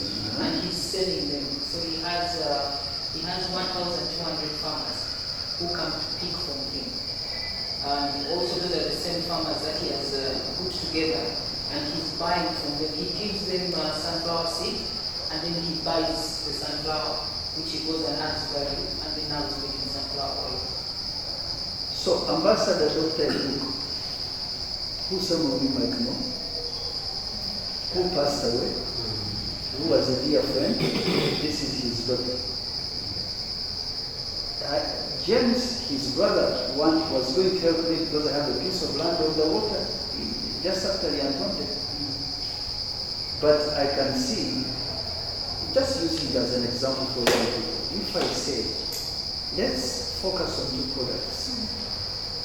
For leaders to generate jobs out of which people can sell. So who supplies you with feed? He's making most of the fish feed. So he gets the sunflower cake and the soya, and then he's also growing. He goes to the farm. He's growing maize now on 60 acres.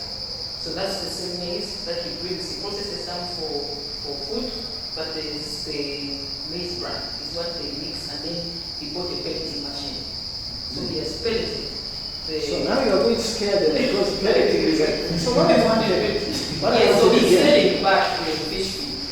Yes, so he's making the fish feed for you. It's a local example I wanted. That in the region you pick 3 or 4 examples, and around them we teach work. We want young people to focus on leadership that is based on the work, that is based on ideas, and we can use these as demo farms. If, for example, we say, James, every month give us 40 people who are trained on how to make fish feeds and give them fingerlings, let them go and make foams. We will have Mandela, who in his own system, Mandela, the Somali Ugandan fish, he is producing fish feeds to supply to Nyenga, not Nyenga is also producing fish feeds, to supply to catfish makers, tilapia. We can tie you into a system that helps young people to be busy. Same with cassava. There is cassava for starch, there is cassava for all other things. So, for purposes of time, you now move beyond the media and have interest in this and then see if we can collaborate. And in these 16 days, yes, I promise, tell me, minimum support, Irene, we can provide for these radios to carry this message. We will. We don't want to export raw grain, but there is limited capacity for processing. Plus, Kenya and other countries. So Uganda is such an open country. Openness has its downside. We are the only country where you can bring in money and take it out, and nobody asks questions. You take $1,000 South African, try and get it out and see. They say, why? But I brought it. No. How are you taking it out? No, you will take only 200. Uganda, you can bring in 1,000 and go back with 3,000 in interest. Nobody asks. Same way, we allow elemental companies in the neighborhood to come and buy raw maize. In some parts of our country, they even approved the maize plant itself to make feeds outside. We are beginning to look at those things differently because there's a bit of capacity coming up. What I am suggesting and what I want to speak to the new parliament is to make administrative, when you make it a law, you undermine the East Africa community. We are an older leadership. We promote ESC. These are the people who come and try and do their own protections. We can't act like that. Tanzania will block our products as we receive their rights. Kenya will take our, whatever it is. So the coming parliament, the idea is to have administrative procedures that lessen extracting value and leaving no value. But it's not enough to use laws of economy. You must have processors in Acholi and London who process this maize, who process the sesame. Thirdly, we have told Timothy Jokene, Sebo, we are going to support the first 4 or 5 transactions with the Chinese. It's low price. But when you hit this number, you are the first to bring in machinery for processing sesame. And don't worry, the machinery for processing sesame is not expensive. What is an issue is what type of sesame oil are you producing so that it competes globally. It's not enough to have a machine that produces milk. No, there is culture for yogurt. There is certain pasteurization levels you require for you to compete. That's where we are beaten. I think that we should close our eyes for a short time. Short time meaning that farmers will not get any pay if these items are not processed, are not sold. But if you insist on everything going like coffee, I insist on roasted products, 20% for the start, 80% raw. But next year you increase to 30, you increase to 40, so that you are extracting value left at best, because you can't put a rule that says take 0 coffee out of the country. Where are we going to get the revenues for coffee before we have many more instant coffee processing plants? Does that help? Storage. So we are recruiting someone next year, a senior person, to help PACIED here do a trade house. A trade house maps all storage facilities available in particular areas where you are getting your product. All tractors, all input suppliers. And then when you put this together, you say, in this parish, so if you go to the sub-county of Anangura in Kitgum, if you say, here, you are the largest producers of something, you want to know what facilities of government are available. OWC is government. They cannot stop you. I need to check from using a facility if I have a buyer. It's not possible. They will enjoy doing that as long as there is a buyer and you need storage facilities. If there are none, we will work with the private sector and government to set up product-based facilities. If we see that, that's why you cannot have 30 products, you will never manage. If you say grains of a particular kind can be, we will find where to store them and work with the buyer, with the off-taker to do that.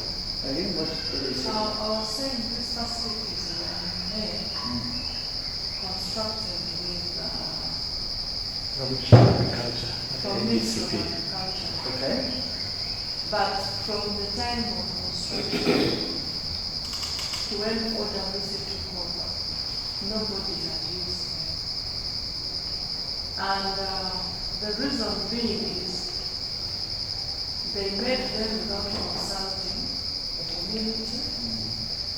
So the community rejected it and it was of use to them. But nobody told them why they are building those facilities. 2, the terms of reference for those facilities was not clearly spelled out. So they remained there. How many years? For the last 5 years, For the last 5 years. government spent over 10 billion in the establishment. Some have been equipped with machines, With machines. some are pure storage Is it facilities. Minister of Agriculture? Yeah, I'll say Yes. that because I And have additional So is it agriculture, Minister of ADCP. Trade? Or is it the No, agriculture. It's agriculture. It's agriculture. If I get the details, Because I can ask the PS of Agriculture. in Moyaka, about 177, you know, 277 is one, storage. yes, or more has. Actually, some parish, some sub-counties, they have like 2. What kind of stores are they? What size? Some are big. Square meters? Some are big enough with fully equipped machines installed, but the machines are not running. I think I've heard General Sadi speak about this. Yeah, and that's why all the police are taking over the machines, the storage. Because they are not under any form of utilization. Yeah, they are not being utilized. Because to do them, you needed to have a product. Yeah. The product has people. People aggregate. Then now this facility makes sense. So they set them up without an idea on how they will be occupied. That is it. That's a good problem. I think that if we agree on Simpson or soya, whatever it is, then this mapping I'm talking about means we will find facilities we can ask agriculture to put to use, depending on how many farmers are available for this. Is Timothy Jokena using this? No. Okay, so I will just give you the write-up. Let's see. I'll send you the details. So PACIED can only help if we have information and we follow through from the end user to who set up this facility and what's the purpose. And can the purpose be converted to something whenever there is a product. The final question was on tourism. Cultural products. There was a question on I think it was you who asked a question on entertainers. Creative. We are underselling Uganda even from entertainment to culture to art. There's an example I keep giving. There is when I was growing up, a plant called a chiwoko. There are even Ugandan places called chiwoko, kawoko. In Angola it's called nkoko.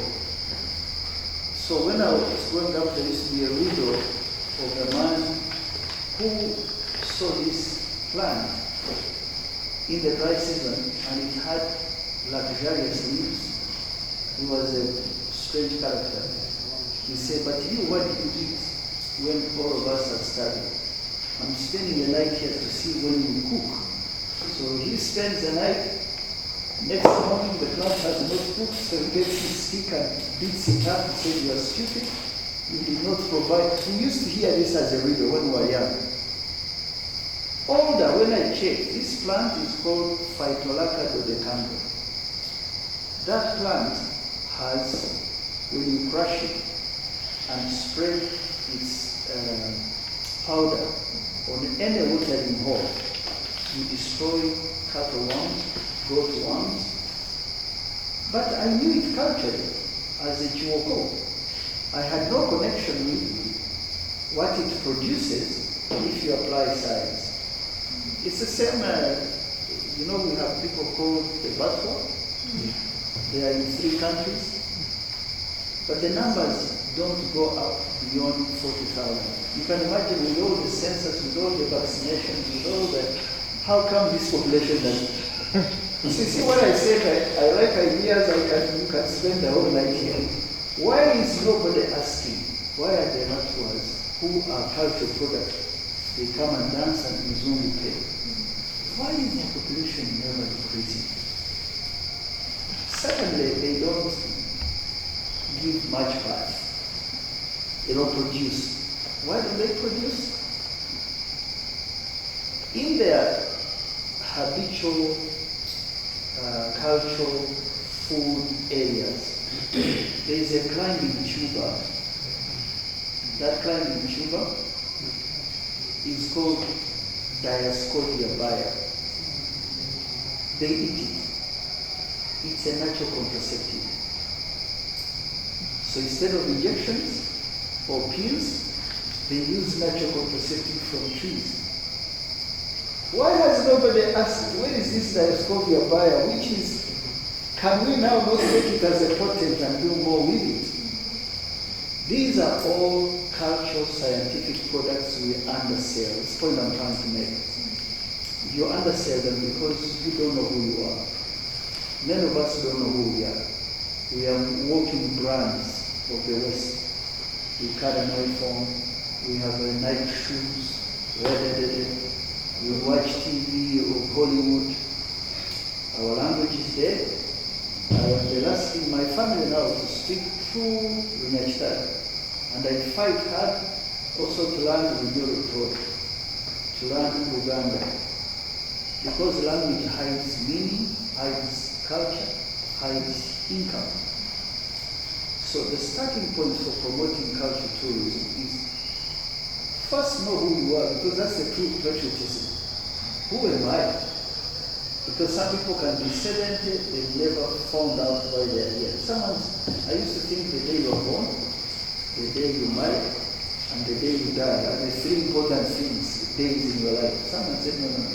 They're only two. The day you are born and the day you find out why you were born. Why are you here? Finish, the rest you can manage.